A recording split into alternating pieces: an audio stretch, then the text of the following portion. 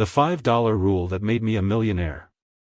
What if I told you that a simple $5 rule completely changed my life?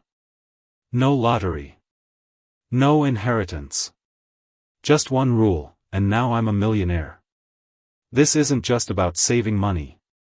It's about reprogramming how you think about money.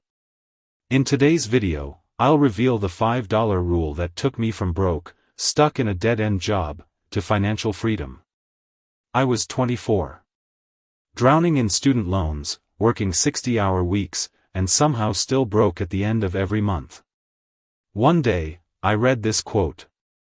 If you can't manage $5, you'll never manage $500,000. That hit me hard. So, I created the $5 rule. Here's how it works. Every single time I spent $5 or less, coffee, snacks, quick online buys, I had to match that amount and put it into a wealth jar. $3 iced coffee?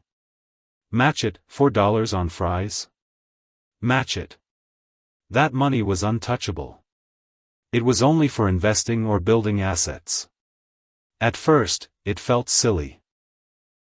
But within a month, I had saved more than $150 without even realizing it. Then something else happened. I became hyper-aware of my habits. I started asking, do I really need this? I stopped buying emotionally. I started investing intentionally. In just a year, I'd saved over $2,400 using the $5 rule. I used that to start a side hustle.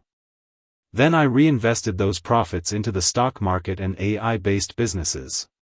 Fast forward 6 years, I'm a millionaire. Not because I'm special, but because I mastered a tiny habit that changed everything. Here's how to apply it. Create a wealth jar or app wallet. Match every $5 or less spend. Invest that money, not just save it.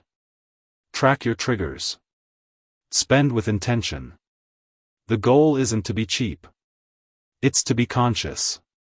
Most people are chasing big moves, but they ignore the tiny decisions that truly build wealth.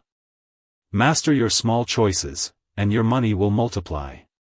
Remember, it only takes $5, and a different mindset to start building millions. If you found value in this, hit the like button and subscribe. We're dropping weekly videos to help you break free financially. And comment below, what's your biggest money habit holding you back? I reply to every comment.